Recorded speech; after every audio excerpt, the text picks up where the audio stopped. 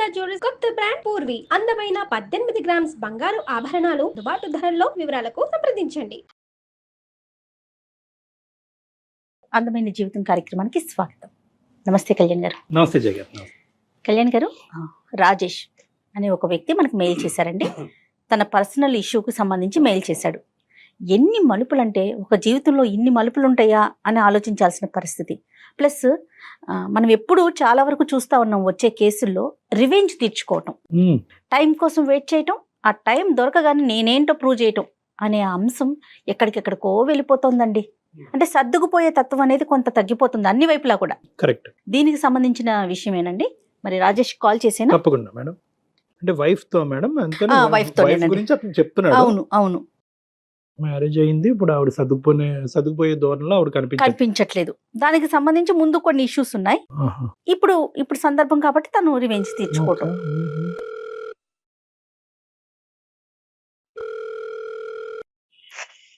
Hello hello, Rajesh గారండి? అవును madam. నేను జయానండి, అందమైన జీవితం ప్రోగ్రామ్ నుంచి కాల్ చేస్తున్నాను. నమస్తే మేడం. నమస్తే రాజేష్ గారు. నమస్తే అండి. మీ మెయిల్ నేను చూశాను. నాతో పాటు డాక్టర్ కళ్యాణ్ చక్రవర్తి గారు ఉన్నారు. ఒక్కసారి మీరు మెయిల్లో పెట్టిన విషయాన్ని డాక్టర్ గారికి చెప్తే ఆయన సలహాలు సూచనలు మీకు అందిస్తారు. Okay madam. Okay madam. రైటా? ఓకే. రాజేష్ గారు నమస్తే అండి. నమస్తే సార్, కళ్యాణ్ చక్రవర్తి సార్. నమస్తే. ఏంటి చెప్పండి రాజేష్ గారు, ఏంటి సమస్య? సార్, అది నాది ఒక చిన్న మిడిల్ క్లాస్ ఫ్యామిలీ సార్ నాది. Right sir. ఒక నేను, మా వైఫ్, ఒక ఇద్దరు పిల్లలు ఉంటారు. డైలీ మార్నింగ్ 9కి వెళ్ళటం, ఈవినింగ్ 6 రావడం. నాది షేర్ మార్కెట్ సార్ నాది. ఇంకా లాట్ ఆఫ్ బ్రదర్స్, మీకు అర్థమయ్యే ఉంటారు సార్. మీకు అవునవును. పెళ్లి చేసుకున్నప్పుడు కొన్ని సంవత్సరాలకు బాగానే జరిగిపోయింది సార్. నాకు ఎవరైతే నేను మ్యారేజ్ చేసుకున్నానో ఆ వ్యక్తి నుంచి నేను ఒక టార్చర్ అనేది అనుభవించాల్సి వస్తుంది సార్. నేను మా ఫాదర్ ఫుల్ గా డ్రింక్ చేస్తారు. మా మదర్ ఏమో నేను చిన్న వయసులోనే 5th క్లాస్ 6th క్లాస్ చదివి టైంలోనే వాళ్ళు విడిపోయారు సార్. మా ఫాదర్ ఎక్కడికి వెళ్ళిపోయారు. మా మదర్ దగ్గరే మేము ఇద్దరు పిల్లలు, మా అక్క, నేను కూడా ఉంటున్నాం సార్. మదర్ చాలా కష్టపడి పెంచారు మేడం. మా సమతలో మా అక్కకి పెళ్లి చేసాం. నా విషయం దగ్గరకు వచ్చి ఏం జరిగిందంటే, నేను చదువుకునే టైంలో నేను మా దూరపు బంధువులు ఒక అమ్మాయిని నేను ప్రేమించాను సార్. ప్రేమించడం కొన్ని సంవత్సరాలు మాకు కూడా చదువుతో పాటు ప్రేమ కూడా చాలా రోజులు కంటిన్యూ అయింది. నేనైతే ఎవరైతే ప్రేమించానో వాళ్ళ అమ్మాయి పెళ్లికే నేను వెళ్లాల్సి వచ్చింది. ఆ అమ్మాయి ఎలా మిస్ అయిందంటే, వీళ్ళు మిడిల్ క్లాస్ ఫ్యామిలీ, వీళ్ళ ఫ్యామిలీ మదర్ పర్ఫెక్ట్ వేలో లేరు, వీళ్ళ పిల్లలు కూడా ఇలాగ ఈ వేలోనే ఉంటారు. అదొకటి మెయిన్ పాయింట్. రెండో పాయింట్ వచ్చి వీళ్ళకి డబ్బు లేదు. మిస్ అవడం వల్ల నేను ఇదే పట్టుదలగా పట్టుకుని ఎలాగోలాగా నేను దేని వల్ల అయితే నేను ఒక దాన్ని మిస్ చేసుకున్నాను నా జీవితంలో, గానీ ఇది మిస్ అవ్వకూడదని చాలా కష్టపడ్డాను సార్. హైదరాబాద్ వచ్చేసాను. మా సిస్టర్ మ్యారేజ్ అయిన తర్వాత, మ్యారేజ్ అయిపోయిన తర్వాత నేను ఇంకా హైదరాబాద్ వచ్చేసా. ఇక్కడ రెస్టారెంట్ లో పనిచేస్తూ, హోటల్లో పనిచేస్తూ, ఇక్కడ నేనే అక్కడ నేర్చుకున్న దాంతో నేనే హాస్టల్ పెట్టి ఒక లైఫ్ లో కొంచెం నేనైతే సెటిల్ పోసి, మళ్ళా దాని దగ్గర నుంచి కొంచెం అమౌంట్ పోగు చేసి బిజినెస్ పెట్టి, బిజినెస్ ద్వారా నేను సర్వే అవుతున్నాను మ్యామ్. రైట్. అమ్మ ఎక్కడ ఉన్నారు? మీతో పాటే ఉన్నారా? అమ్మ మాతో పాటునే ఉన్నారు. నేను మ్యారేజ్ చేసుకున్నాను, అమ్మ మాతో పాటునే ఉన్నారు మేడం. మీరు మ్యారేజ్ కూడా చేసేసుకున్నారు? మ్యారేజ్ కూడా చేసేసుకున్నాం మేడం. మ్యారేజ్ చేసుకుంటా కూడా కారణం ఉంది. ఏంటండి? ఒక అమ్మాయిని పెళ్లి చేసుకోవాల్సి వచ్చింది సార్, తప్పనిసరి పరిస్థితిలో. అది ఎక్కడ జరిగిందంటే, నేను ఏవైతే మా దూరపు బంధువుల అమ్మాయి పెళ్లికి వెళ్ళానో ఆ పెళ్లిలో ఈ అమ్మాయి మా దూరపు బంధువు, ఈవిడ కూడా నాకు రిలేటివ్స్ లో మరదలు అవుతుంది. ఆవిడ అందులో మ్యారేజ్ లో నన్ను చూసింది. ఎలాగైనా సరే పలానా రాజేష్ నేను చేసుకుంటానని ఆ అమ్మాయి పట్టుబట్టింది. రైట్. నేనేంటంటే మా ఫ్యామిలీలో నేను మ్యారేజ్ అయితే చేసుకోను, అసలు 100% చేసుకుని నా జీవితంలో సరిపోతుంది అని నేను ఒక మైండ్ లో ఫిక్స్ అయిపోయాను. ఎందుకని? ఫస్ట్ ఇన్సిడెంట్ కండి? First incident. రైట్. ఓకే. మా లవ్ అయితే ఎక్కడ మిస్ అయింది, మా ఫాదర్ మదర్ అలాగా విడిపోయారు. దాని వల్ల మనసులో పెట్టుకుని నాకు మా పెళ్లి అనే దాని మీద విరక్తి కలిగింది మేడం. ఓకే. లాస్ట్ కి ఏమైందంటే, ఈ అమ్మాయి నన్ను ప్రేమించింది అన్నట్టు నాకు తెలిసింది సార్. మా అక్కల ద్వారా. ఈ అమ్మాయి నా కోసం 7-8 సంవత్సరాల నుంచి వెయిట్ చేస్తుంది సార్. ఒక మనల్ని ప్రేమించే వ్యక్తి మన జీవితంలోకి వస్తే ఎంత అద్భుతంగా ఉంటుందో సినిమాలో చూపించినట్టు మనకు కూడా కొంచెం చాలా బాగుంటది, మన దిశ దశ మారిపోతది అని అదొక కాన్సెప్ట్ తో నేను చేసుకున్నాను. చాలా రిచ్, కొంచెం 50 ఎకరాల పొలాలు ఉన్నాయి, నగలు ఉన్నాయి, నట్లు ఉన్నాయి, ఇంకా ఫ్యామిలీ బ్యాక్గ్రౌండ్ కూడా చాలా పెద్దది. రైట్. ఏదేమైతే మీరు అయితే పెళ్లి చేసుకున్నారు ఆ అమ్మాయిని? ఎలాగైతే పెళ్లి చేసుకున్నాం మేడం. ఓకే, నెక్స్ట్ అండి. పెళ్లి చేసుకున్నాం, ఎలాగా కొన్ని రోజులు బాగానే గడిచింది. మేము మా అమ్మని తీసుకొచ్చి హైదరాబాద్ వచ్చేసామండి. హైదరాబాద్ వచ్చిన తర్వాత నేనైతే ఎక్కడ ఉన్నానో అదే హైదరాబాద్ లో మా అమ్మని వేరే ఇంట్లో పెట్టాల్సి వచ్చింది. ఎందుకంటే మా అమ్మగారినే సరిగ్గా పట్టించుకోకపోవడం, టైంకి మెడిసిన్ ఇవ్వలేకపోవడం, సరిగ్గా చూసుకోకపోవడం, ఇంకా తిట్టిందే తిట్టడం ఏదన్నా. ఇంకా ఆవిడకి కూడా నాకు కూడా ఇంటికి వచ్చేటప్పుడు మా అమ్మగారు ఆఫీస్ నుంచి వచ్చిన తర్వాత చెప్పే లోపలికి నా మనసు కూడా చాలా గాయమైంది సార్. అత్త కోడళ్ళకి పడల. ఆవిడ కోరుకున్నారండి మీ భార్య వచ్చి మీ అమ్మ ఇక్కడ ఉండటానికి వీల్లేదు అనే మాట వచ్చిందా, లేదంటే మీరే ముందు జాగ్రత్తగా అమ్మకి ఎందుకు సపరేట్ అని చెప్పి దూరం పెట్టారా? ఎలాగా మదర్ అక్కడ ఊళ్ళో ఉంటుంది కదా, నేనే వయసులో కొంచెం బాగా కొంచెం ఏజ్ పడింది, చిన్నప్పటి నుంచి కష్టపడి వచ్చింది కదా, కొంచెం రెస్ట్ కొంచెం సుఖపడుతుంది కదా అని ఇక్కడ తీసుకొచ్చాను సార్. మీరు ఆ నిర్ణయం తీసుకోగానే మీ వైఫ్ ఓకే అని చెప్పారా? ఎందుకండి ఆ పని చేస్తున్నారని అన్నారా? ఓకే అనలేదు సార్. పర్లే కొంచెం కొన్ని రోజులు ఉండొస్తారు, వెళ్ళే ఆడవాళ్ళు వాళ్ళ లేడీస్ వెళ్ళే సర్దుకుంటారు అని నేను ఇలా అనుకున్నాను సార్. Right, okay. మార్నింగ్ లేచి కొంచెం వీళ్ళకి టిఫిన్ పెట్టడం, కాఫీ పెట్టడం గానీ, మెడిసిన్ ఇవ్వడం గానీ, ఒక మినిమం బేసిక్స్ కూడా చూసుకోలేకపోతుందండి. అర్థమైంది. మా మదర్ కేమో కీళ్ళ నొప్పుల వల్ల టైం కి టాబ్లెట్స్ వేసుకోపోతే చాలా ప్రాబ్లం అవుతాయి. అమ్మ ఇష్యూ ఒకటి, ఇంకా అమ్మ ఇష్యూ ఒకటి. ఎక్కువ మెయిన్ ఇష్యూ అంటే మమ్మీ కన్నా సిస్టర్ అండి, మా అక్క. అయ్యో, ఓకే. ఆమెదేం ఇష్యూ అండి? మా బావగారు వేరే దుక్కున ఒక 20,000 కి వేరే దుక్కున జాబ్ చేస్తున్నారు లాంగ్ లో జాబ్ చేస్తుంటే, నువ్వు కూడా ఇక్కడ ఎందో ఉండడం ఎందుకు, నువ్వు వెళ్ళిపో. పెళ్ళైన తర్వాత కూడా అక్క మీతో పాటు మీ ఇంట్లోనే ఉందా? మా ఇంట్లోనే ఉంది మేడం. మా మమ్మీ మా సిస్టర్ ఇద్దరు కలిసి ఉండేవారు. వాళ్ళిద్దరు ఉండేవాళ్ళు, మీరు ఓకే రైట్.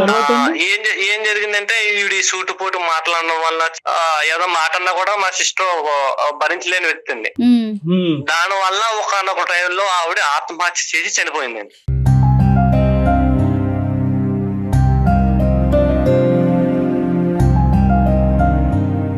పిల్లలు ఉన్నారా రాజేష్ గారు? పిల్లలు ఒక అమ్మాయి ఉన్నదండి మేనకోళ్ళలో. సిస్టర్ చనిపోయిందన్న బాధ ఒకటి. ఆ సిస్టర్ చనిపోవడం వల్లే మా మదర్ కూడా కొంచెం హెల్త్ డిసప్పాయింట్ అయిపోయింది. ఈవిడ నేను పెళ్లి చేసుకున్న వ్యక్తి మాటల్లో ఎంత టార్చర్ పెట్టుంటే ఎంత ఆత్మహత్య చేసుకునే పొజిషన్ వెళ్ళిపోద్దని నేను అస్సలు ఎంత థింక్ చేసినా నాకు అవ్వట్లేదు సార్, డైజెషన్ కూడా అవ్వట్లేదు.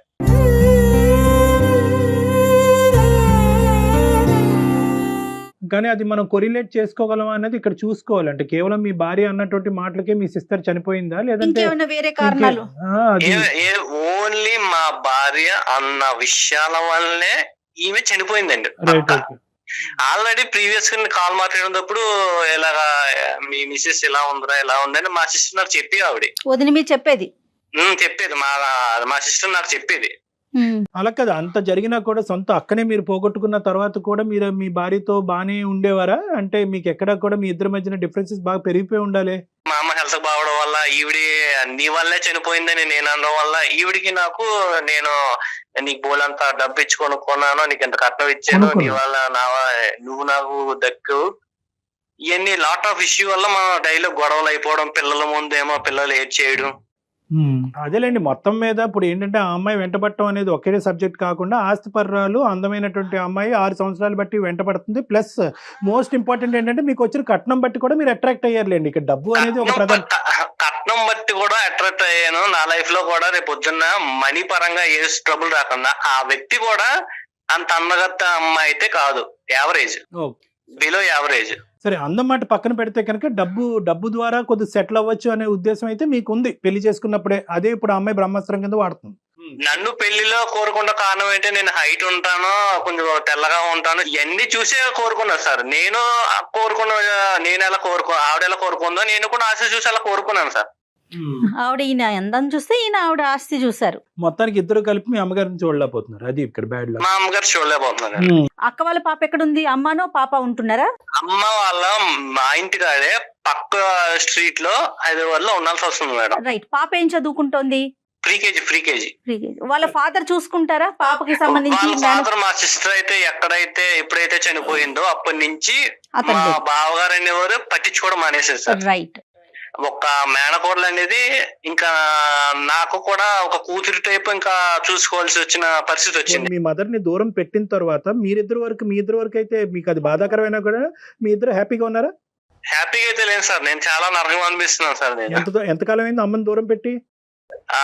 1 year అవుతుంది సార్. రోజుకి ఎన్నిసార్లు వెళ్ళి వస్తా ఉంటారు అమ్మ దగ్గరికి? అసలు వెళ్తారా? అమ్మ దగ్గరికి వెళ్ళనిస్తుందా నీ భార్య? అమ్మని చూసుకొని ఇస్తుందా? బాగోగులు అమ్మను నేను చూసి వచ్చాను, వాళ్ళకి ఏమైనా కొనిపెట్టాను, ఏమైనా చూసింది అనుకోని పెద్ద ఆ రోజంతా నైట్ అంతా ఒక 24 గంటలు కూడా గొడవ అవుతుంది. సో దూరం పెట్టడం వల్ల మీరు సుఖంగా లేరు, ఆవిడ సుఖంగా లేరు. ఆవిడ కూడా సుఖంగా లేదు. రైట్. ఓకే. ఇప్పుడు ఏమంటదండి ఇంకా ఏంటి ఆవిడ కోరికలు చిట్టా? మీరేం ఎక్స్పెక్ట్ చేస్తున్నారు? మనకి ఎందుకు మెయిల్ చేశారు? మెయిల్ చేయడం కారణం ఏంటంటే నాకు వీలైతే నాకు డైవర్స్ తీసుకోవాలి, ఇంకా ఈ వ్యక్తి మీద నాకు విరక్తి, అసహ్యం, ఇంకా మొత్తం అన్ని ఇంకా ఏవైతే పదాలు అయితే ఉన్నాయో మొత్తం అన్ని అనిపించింది సార్. అది అసలు వికారం వచ్చింది నన్ను. ఫస్ట్ ఆఫ్ ఆల్ ఏంటంటే వికారం వచ్చింది. ఇంకా నేను నా లైఫ్ లో ఎంత బాగుండేదో పెళ్లి కాకముందు, ఈ వ్యక్తి నాకు పెళ్లి అయిన తర్వాత రావడం వల్ల నాకు జీవితం మీద విరక్తి కలిగింది. ఇంకా ఎప్పుడైనా మాట్లాడారా? అమ్మని పాపని మీ మేనకోడల్ని చూసుకోవాల్సిన బాధ్యత మీదే కాబట్టి ఈ విషయం తనకి ఎప్పుడైనా చెప్పారా? చెప్పా మేడం. ఏమంటారు తను? నాకు చూసుకోవాల్సిన అవసరం లేదు, నేను కొనుక్కున్నాను, డబ్బు పెట్టి కొనుక్కున్నాను, నిన్ను చూసుకోవాల్సిన అవసరం నాకేంటి,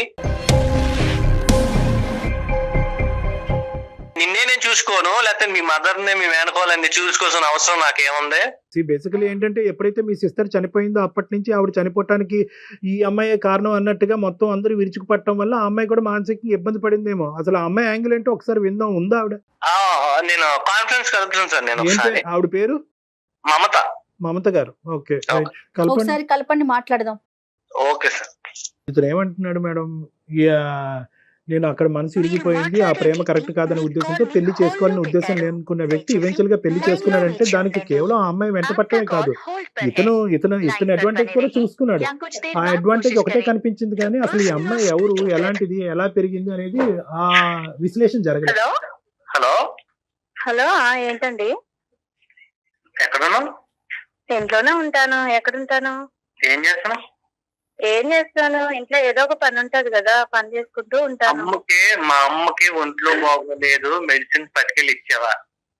నేను ఎందుకు ఇవ్వాలి, మీరు ఇవ్వచ్చు కదా. మా అమ్మ వండుకునే పరిస్థితి లేకే కదా నిన్ను పట్టుకెళ్ళామంట. నాకేంటండి, నాకేం పని లేదనుకున్నారా? ఇంట్లో ఎక్కడ పని అక్కడే ఉంది, నేను పని చేసుకుంటూ ఉన్నాను.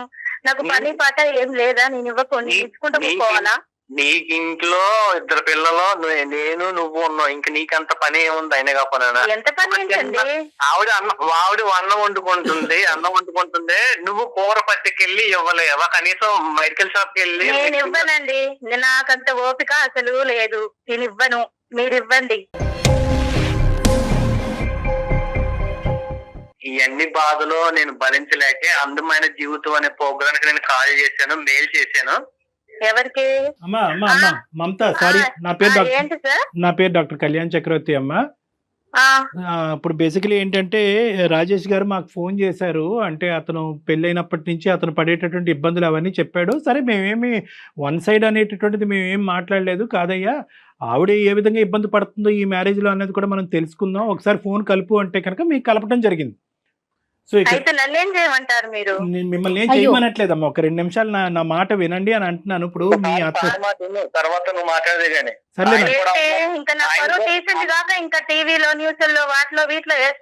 అమ్మ ఇది ఎక్కడ కనిపించే విషయం కాదమ్మా. నాకు ఎలాగా అవకాశం కనీసం డాక్టర్ గారు కూడా సార్ కూడా అవకాశం ఇవ్వ అని అడుగుతున్నాను. నేను ఏమని చెప్తున్నా అంటే 2 పదాలు మాట్లాడుతున్నాను. ఇక్కడ ఏంటంటే ఆ అబ్బాయి అతని జీవితంలో హ్యాపీగా లేడంట, అక్కను పోగొట్టుకున్నాడు, తల్లిని దూరం చేసుకున్నాడు. అయినా కానీ ఇన్ని జరిగినా కూడా నాకు నా భార్య మధ్యన సఖ్యత లేదు. కేవలం వీళ్ళు గురించే కాదు, మీ ఇద్దరం హ్యాపీగా ఉండలేకపోతున్నాం.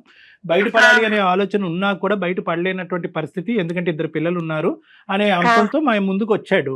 సో మేమేమన్నాము, అవునయ్యా అలా అయిపోయిందా, ఉండు మీ ఆవిడకి ఫోన్ కలుపు, ఆవిడ గట్టిగా బుద్ధి చెప్పాలి అని అనలే. మేమేమన్నాము, ఏదో ఆవిడ వర్జన్ కూడా ఉండుంటుంది అయ్యా, బహుశా ఆవిడ కూడా ఎక్కడో బాధపడి ఉంటుంది, ఒకసారి ఫోన్ కలిపితే కనుక ఆవిడతో మాట్లాడదాం అని చెప్పి మీ మాట వినటం గురించి మీకు ఫోన్ కలపమన్నాం. నేను బుద్ధి చెప్పించుకునేంత ఏం లేదులేండి అక్కడ. అదే సరే, నువ్వు నా దగ్గర మాట్లాడినట్టు నువ్వు సార్ దగ్గర మాట్లాడు, మాకు అర్థమవుతుందా? ఏంది నీ గోడ అసలుకి, ఏంది నీ బాధ, ఏంది నాకు అర్థం కావట్లేదు. అమ్మమ్మ రాజేష్, ఆవిడ అలా మాట్లాడటం వల్ల నేనేం ఇబ్బంది పడట్లేదు, ఎందుకంటే నేను ఆవిడకి సంస్కారం ఇస్తున్నాను, ఆవిడ ఇవ్వలేకపోతున్నందుకు నో ప్రాబ్లం. నీతో నేను సంస్కారం నేర్పించుకునేంత ఏమీ లేదు అక్కడ. నువ్వు నన్ను 6 సంవత్సరాలు టార్చర్ పెట్టావు నువ్వు నన్ను. అలాంటి నీకు ఇప్పుడు నేను సంస్కారం ఇయ్యాలా? కొట్టే వచ్చిన భర్తవి నువ్వు, ఊరికే ఏం రాలే, నీ అవసరం కొట్టి నన్ను పెళ్లి చేసుకున్నావు. నేను నీ మాట వినేదేంది, నేను అసలు నీ మాట వినను. నేను చెప్పింది నువ్వు చెయ్యాలి అంతే. చెప్పింది చేయడానికి నేనే నీ చేతిలో ఉన్న రిమోట్ కాదు. నేను ఒక నీ అవసరం బట్టి 10 లక్షలు తీసుకొని పెళ్లి చేసుకున్నావు. ఆ రోజు గుర్తుకు రాలేదా ఇవన్నీ? ఈ 10 లక్షలు నువ్వు ఎప్పుడు ఇచ్చావు? నేను ఈ 10 లక్షలకే 10కి 10 కలిపి నేను సంపాదించాను నా కష్టంతోను. ఒకప్పుడు రాజేష్ కాదు నేను, ఇప్పుడు మారాను, అర్థమవుతుందా? ఎప్పుడు నీ సొమ్ములతో నీ సొమ్ములతో తిరుగుతున్నాను అనుకున్నావా? నేను కష్టపడ్డాను, అర్థమవుతుందా? అందరికి తెలుసు, మన బంధువులకి అందరికి తెలుసు. నువ్వు కొత్తగా చెప్పుకొని తిరగాల్సిన అవసరం ఏం లేదు. నువ్వు మహానటుడివి, మనుషుల ముందు ఒకలాగుంటావు, మనుషుల తర్వాత ఒకలాగుంటావు. నేను మహానటుడు అంటే నువ్వు మహానటి.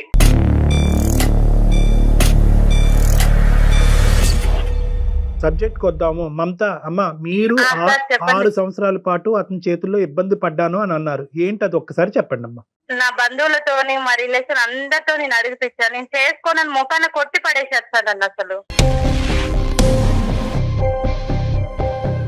చేసుకోనని కొట్టి పడేసి ఆ తర్వాత నేను అలానే 6 సంవత్సరాలు నరకం అనుభవించాను సార్. చేసుకోవాలని. నువ్వు అప్పుడు 6 సంవత్సరాలు నరకం అనిపించేవాని, ఇప్పుడు నాకు 6 సంవత్సరాలు నరకం అనిపిస్తున్నావా? నేను నీకేం నరకం చెప్పట్లేదు. నేను మాట్లాడే మాటలు నీకు నచ్చాక నీకు నరకం అనిపిస్తుందేమో. నీకు ఆ రోజు నా డబ్బు అవసరం ఉండి నన్ను చేసుకున్నావు అంతే. నాతో నువ్వేనాడు ప్రేమగా ఉండలేదు కదా. నాకు డబ్బు అవసరం, నీకు అందం అవసరం కాబట్టి నన్ను చేసుకున్నావు. ఒక పెళ్లి అనే పవిత్రమైన బంధాన్ని ఎవరికి ఇష్టం వచ్చినట్టు మాట్లాడేసుకుంటున్నారు మేడం. చేస్తాడు, మనుషుల ముందర ఒకలాగుంటాడు, మనుషుల తర్వాత ఒకలాగుంటాడు. ఇంత నటించేవాడు నాకు అసలు నచ్చదు మేడం. మనుషులు వెనకాతలు ఎలా ఉంటాడో ఒకసారి చెప్పమ్మా. ఇంతే సార్, అసలు మనిషితో ప్రేమగా ఏనాడు ఉండదు. ఆయనకి ఏదో డబ్బు అవసరం ఉండి నన్ను చేసుకున్నాడే గాని. వాళ్ళ సిస్టర్ చనిపోవటానికి మీరే ప్రేరేపించారంట ఆవిడ అనుకోండి. ఆమె చిన్న మాటలకి విషయం చేసుకుంటారు సార్. మనం నవ్వుకుంటా వదిన మర్దలు అన్నప్పుడు నవ్వుకుంటే ఒక మాట అంటాం కదా, దానికే విషయం చేస్తుందామా.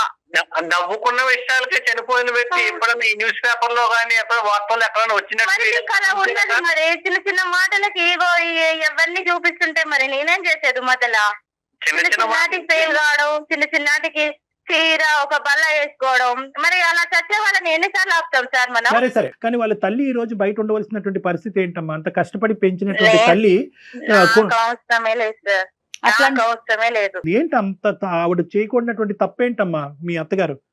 నేను చెయ్యను సార్. అసలు వాళ్ళకి నేను ఎందుకు చేయాలి? నాకేం అవసరం, నాకేం పని ఏం లేదా? నాకు ఇంట్లో ఇద్దరు పిల్లలకు చాకరీ చేశాను, నా భర్తకు చాకరీ చేస్తాను. నేను అలానే ఉంటాను. ఏమన్నంటే విడాకులు ఇస్తాను అంటున్నాడు.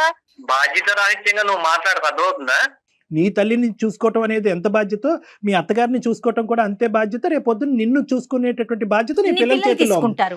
సో ఇవన్నీ వదిలేసి నేనెందుకు చూసుకోవాలి, నేను చూసుకోనండి అంటే కనుక ఓన్లీ ఎర్రగా బుర్రగా ఉన్నటువంటి మొగుడిని ఒక్కడనే ఉంచుకుని అతను చూసుకోవటం ఒక్కదాని గురించేనా పెళ్లి అనేటటువంటిది?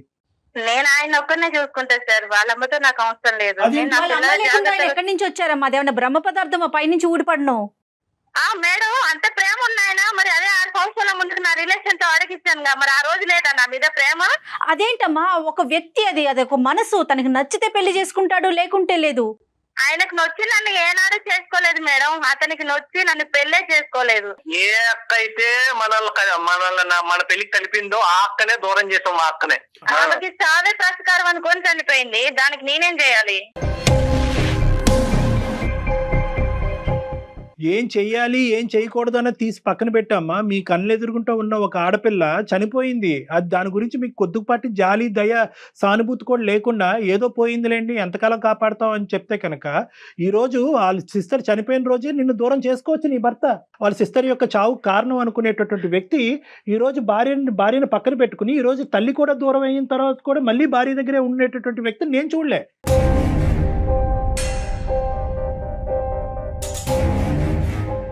బహుశా ఇతని రిఫ్లెక్సెస్ చాలా స్లోగా ఉన్నాయా, ఇతను ఆలోచించలేకపోతున్నాడా, ఇతనికి దమ్ము ధైర్యం లేదా అనేటటువంటి మాటలు నేను ఉపయోగించవలసి వస్తుంది ఇక్కడ.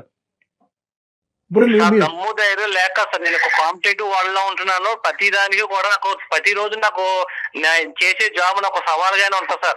ఆ సవాళ్ళు ఎదుర్కోవాలా లేకపోతే కుటుంబ మా అమ్మ సంబంధించి మా వైఫ్ సంబంధించి పిల్లలకు సంబంధించిన పరిస్థితులు ఎదుర్కోవాలి సార్. నీకు మీ అత్తగారి మధ్యన ఉన్న డిఫరెన్స్ చెప్పలేదు, కేవలం ఒకే మాట అంటున్నావు. నేను ఎందుకు చూడాలి? నా పిల్లల్ని చూస్తాను, నా భర్తను చూస్తాను, ఆవిడని చూసుకుని ఈ విధంగా నీ హక్కుల గురించి మాట్లాడితే అతను కూడా అతని హక్కుల గురించి మాట్లాడే పరిస్థితి వస్తుంది. పిల్లలు అన్యాయం అయిపోతారు. ఒకటి రాజేష్, ఇక్కడ చాలా ఇంపార్టెంట్ పాయింట్, పునాది ఎక్కడ పడింది అంటే కనుక ఖచ్చితంగా 10 లక్షలతో నువ్వు వ్యాపారం పెట్టుకున్నావా లేదా? ఈ రోజు నువ్వు సెటిల్ అవడానికి 10 లక్షలు కారణమా కాదా? పెట్టుకున్నాను సార్ నేను. ఒకటి కట్నం ఎందుకు తీసుకున్నారనేటటువంటి అంశం. కట్నం తీసుకుంటే కనుక అవకాశం దొరికినప్పుడు ఎలా మమత లాంటి వాళ్ళు మీతో పేకాట ఆడుకోవచ్చు అనేది ఇక్కడ చూసాం. ఓకే, ఇది నెంబర్ 1. నెంబర్ 2, ఎస్ మీరు తీసుకున్నటువంటి కట్నంతో మీరు బిజినెస్ చేసుకుని అదంతా కూడా మొత్తం A to Z అంతా కూడా కుటుంబాన్ని కాపాడటానికే మీరు చూసుకున్నారనేది రెండో అంశం. మూడో అంశం ఏంటంటే కనుక ఇప్పుడు ఇక్కడ జరిగినటువంటి అంశంలో ప్రధానంగా మీ దగ్గర నుంచి వచ్చినటువంటి ప్రాబ్లం ఏంటి అని మమతాని అడిగితే కనుక ఏమీ చెప్పట్లేదు అమ్మాయి. కేవలం నాకు కావాల్సిన ప్రేమ రాలేదు అన్నట్టు. ఇది ఆయనకి పర్సనల్ గా డబ్బు అవసరం ఉండి నన్ను పెళ్లి చేసుకున్నాడే గాని ఆయన ప్రేమతో ఏనాడు నన్ను పెళ్లి చేసుకుంటాను ముందడిగేలే కదా సార్. అమ్మా, బిజినెస్ అనే కాన్సెప్ట్ తోనే పెళ్లి చేసుకున్నారు. అతని అందం గురించి నువ్వు 6 సంవత్సరాలు వెయిట్ చేసి నువ్వు నీ డబ్బు గురించి అతను చేసుకున్నాడు. ప్రేమ ఆప్యాయతలు అనేటటువంటిది పెళ్లి అయినప్పుడు లేవు, ఇప్పుడు కూడా ఉన్నాయా లేదా అనేది చాలా పెద్ద క్వశ్చన్ మార్క్. ఎక్కడా కూడా ప్రేమ ఆప్యాయతలు అనేటటువంటి ఫౌండేషన్ మీద మీ వ్యవహారం నడవలేదు అనేది నేను బల్లగుద్ది చెప్పగలను. నా కుటుంబ జీవితంలో మా అమ్మ మా నాన్న ఎలా విడిపోయారో దాని వల్ల ఎన్ని ఫలితాలు అనేది మనకి డిసడ్వాంటేజ్ వచ్చాయో రేపొద్దున నా ఇద్దరు పిల్లల జీవితాలు కూడా కొంచెం ఒక మంచి దారిలోకి వెళ్ళాలనే నేను మిమ్మల్ని సంప్రదించాల్సి వచ్చింది. మీ ఆలోచన కరెక్టే, కానీ ఇక్కడ మీరు ఏదైతే వాతావరణాన్ని ప్రపంచాన్ని మీ తల్లిదండ్రులకి మీ పిల్లలకి చూపెడుతున్నారు అనేది ఇంకా ఇంపార్టెంట్ ఇష్యూ. ముసలి వయసు వచ్చి పెద్ద వయసు వస్తే తల్లిని ఇలా బయట మెడపట్టుకుని గెంటేసి పక్కింట్లో పెట్టి ఆవిడకి జబ్బు పడినా కూడా టాబ్లెట్లు ఇవ్వకూడదు అనమాట. ఒకప్పుడు అలా ఇస్తానన్నా కూడా నా భార్య కానీ నా భర్త కానీ అలా ఇస్తానని డిసైడ్ చేసుకుంటే మనం వాళ్ళని పట్టుకుని వెనక్కి లాగేయాలన్నమాట అనేటటువంటి ఈ మానవతా విలువలు కూడా మీరు తెలిసి తెలియకుండా ఆ పిల్లలకు చూపెడుతున్నారు. ఇది కూడా గుర్తుపెట్టుకో. సో ఎప్పుడు కూడా ఏంటంటే ఒక మ్యారేజ్ అనేటటువంటిది as long as it is advantages for every member of the family. అది మీ భార్యకు ఉపయోగపడాలి, మీకు ఉపయోగపడాలి, మీ పిల్లలకు ఉపయోగపడాలి. అంతేగాని దాన్ని ఏదో విధంగా మా తల్లిదండ్రులకి ఇలా జరిగింది కాబట్టి 100 ఇలా కొట్టుకు సచ్చైనా కూడా ఇద్దరం కలిసే ఉంటాం అనే కాన్సెప్ట్ కరెక్ట్ కాదండి. అది పద్ధతి కూడా కాదు, అది పిల్లలకు కూడా మంచిది కాదు. 200% కరెక్ట్ కళ్యాణ్జీ. దాని ఇంపాక్ట్ పిల్లల మీద ఉంటుంది. ఇప్పుడు ఆ అమ్మాయికి ఎక్కడా కూడా మీ సిస్టర్ చనిపోయింది అనేటటువంటి సానుభూతి కానీ అయ్యో పాపం నేను కాదండి అని చెప్పడం వేరు.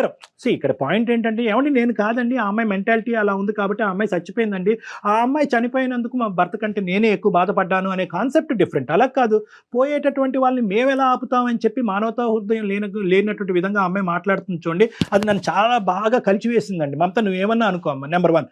నెంబర్ 2, ఒక్క 0.5% పాయింట్ కూడా మీ అత్తగారిని దూరం పెట్టడం గురించి నువ్వు ఒక్క మాట చెప్పలేదు. అది అతని హక్కు, అతని తల్లి దగ్గర ఉండవలసిన, తల్లిని దగ్గర పెట్టుకుని కాపాడవలసినటువంటి బాధ్యత అతని హక్కు. రేపొద్దున పిల్లలు ఏమవుతారో మనం పెంచేటటువంటి విధానం ఉంటుందండి, దాన్ని బట్టి చూసుకుందాం అంటే కాదు. ఏదైతే దరిద్రం ఏదైతే చండాలం మీ పిల్లలు చూడాలో ఆల్రెడీ వాళ్ళు చూసేశారు. సారీ, నా తప్పయింది, మీ అమ్మగారిని వెనక్కి తెచ్చుకుందాము, మీ అమ్మగారిని చూసుకుందాము, నేను మిమ్మల్ని బ్లేమ్ చేయను, మీరు నన్ను బ్లేమ్ చేయొద్దు, గతాన్ని వదిలేసి ముందుకెళ్దాం అనేటటువంటి ఒక్క పశ్చాత్తాపం నీలో వస్తే కనుక సరిపోతుందమ్మా. ఆయనకంత ఓపుకుంటే ఆయన చేసుకోవనండి, నేను చేసేంత ఓపిక నాకు లేదు.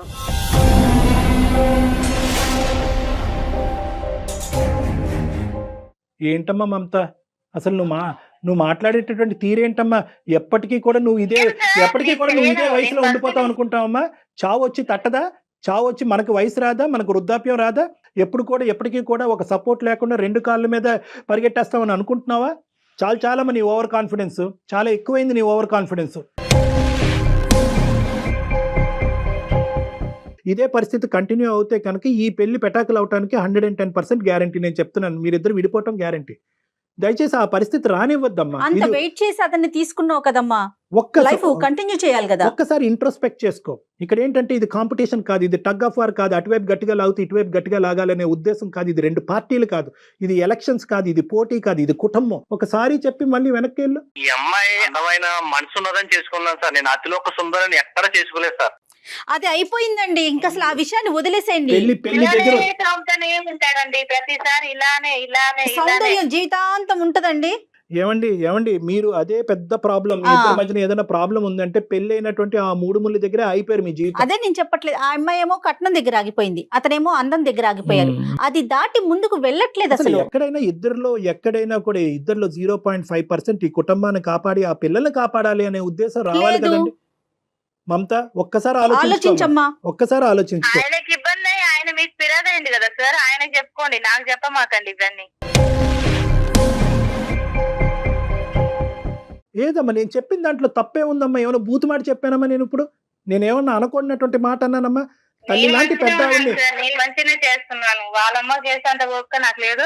ఆయన మీ దగ్గరకు వచ్చాడు కదా, నాకు బాధ ఉన్నది, నాది ఇది చేయండి సార్, అది చేయండి అని ఆయనకు చెప్పండి. ఇవన్నీ నాకు చెప్పమాకండి.